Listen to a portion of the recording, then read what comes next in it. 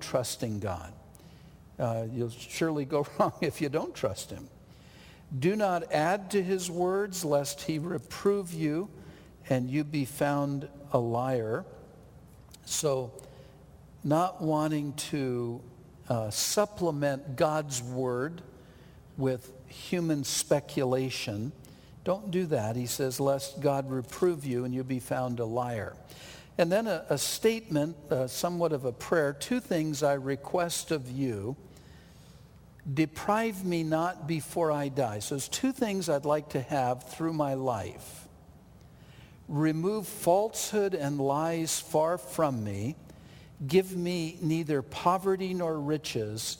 Feed me with the food you prescribe for me. I count that as 3, so I'm not sure how this works out. But what's happening here is it's a prayer really for good character and for circumstances that will encourage your character. Let's read it again. 2 things I request of you. Deprive me not before I die. First of all, remove falsehood and lies far from me. Does he mean keep me away from people who are false and lying? No doubt. And does he mean keep me from being false? Keep me from lying. Lord, help me not to be a liar. Help me to be true. And then give me neither poverty nor riches. Lord, I don't want to be so wealthy and I don't want to be so poor, but feed me with the food you prescribe for me. I guess really it's 2 with a little addition there. Lord, you know what's best for me. So put me in the place that is going to be the best for me. You do what you prescribe for me. The reason in verse 9, lest I be full and deny you and say, who is the Lord? If I get too much, money's a pretty powerful thing.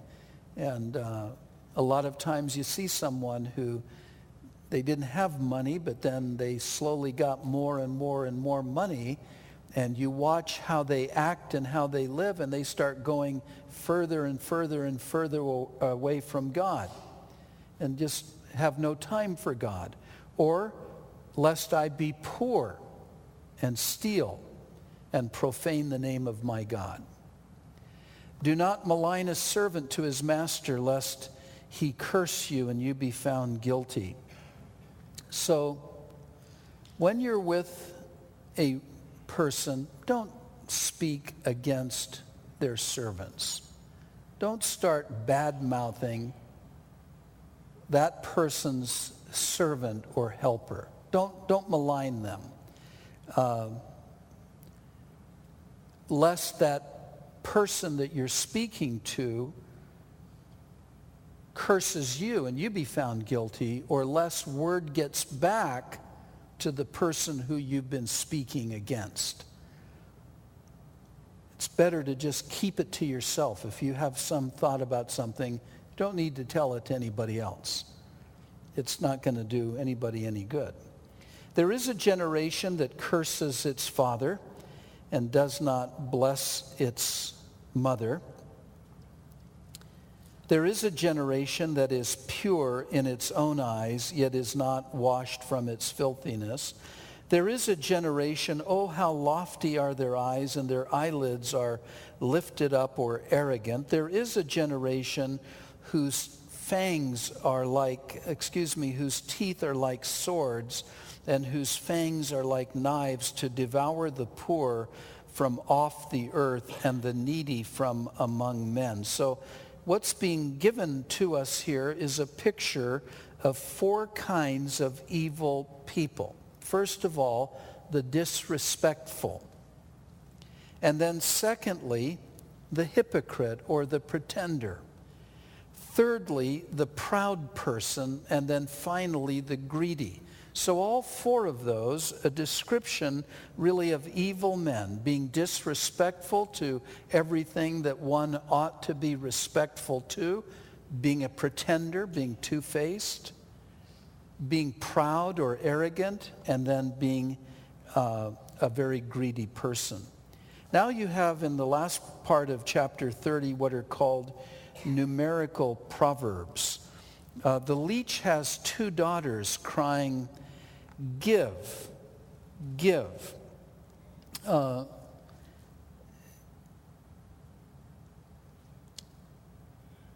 There are three things that are never satisfied. Four things never say it is enough. So just beginning there in verse 15, always crying out, give and give and give and wanting. And then three things that are never ever satisfied. There's never enough of these, and four that never say enough. One is the grave.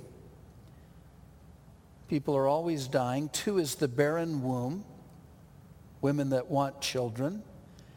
And then the earth that is not satisfied with water, just parched ground. And then the fire that never says it is enough. And we see all the drought and the fires and there in Arizona right now. Going on, the eye that mocks his father and scorns obedience to his mother, the ravens of the valley will pick it out, and the young eagles will eat it. There is a judgment that came upon children in that age, and then they would wind up, actually, as they would be hanging there, their bodies would hang there, and eventually the birds of the air would come, grotesque as it is, and pick out their eyes off of their body. Not a good thing to mock your father. Not a good thing to scorn obedience to your mother. It doesn't do you good, and you won't wind up doing well. I remember once talking to my older brother around the time that my father died. And I remember my brother, as I was heated up about something, and he said, "Robert," he said, "you better be careful about what you're saying right now." And I remember he's 11 years older than me. He's always been 11 years older than me. He's still 11 years older than me. He's a great person and a great brother. But I can remember just as a younger person thinking, he's right. There's just something, he's given me some good advice. Be careful what you're saying right now. Watch what you're, think carefully before you run off at the mouth. Verse 18, there are three things which are too wonderful for me, or just unable to really understand.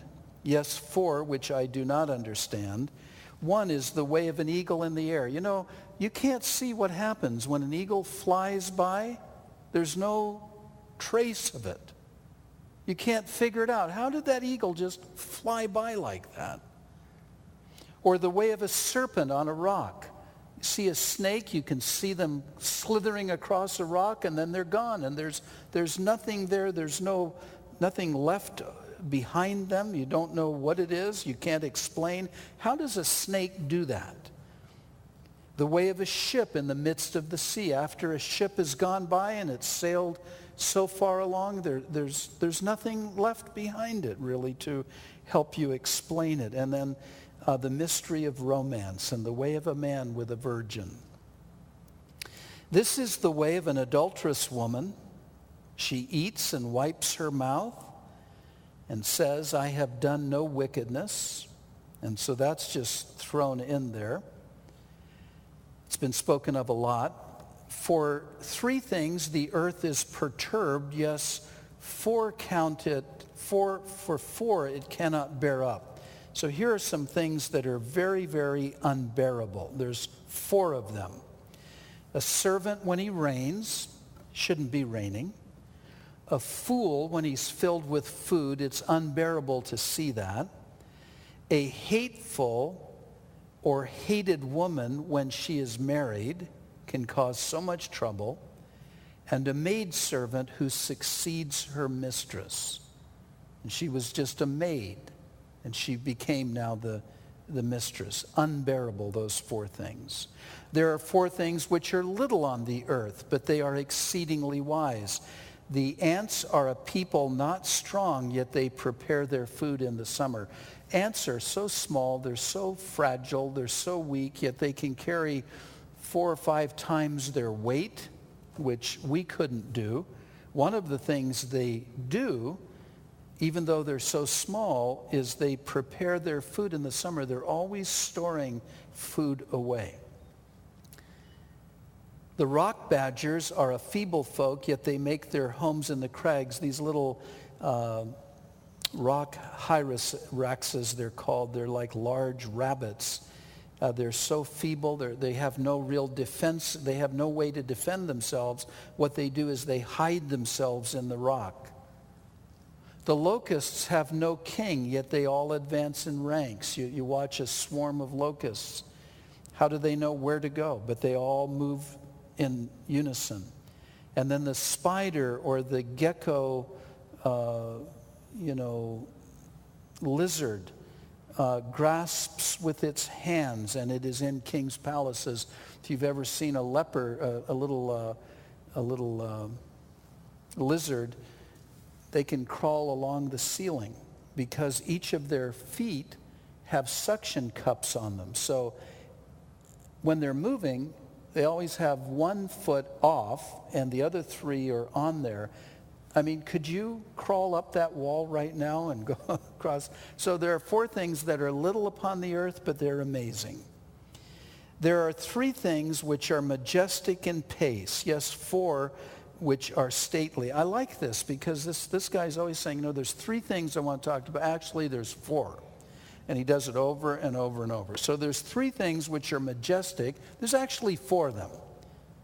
They're stately in the way that they walk. A lion which is mighty among the beasts. You see a lion, especially a male lion, walking through. It's a beautiful thing. It doesn't turn away from any. A lion is not afraid of anybody.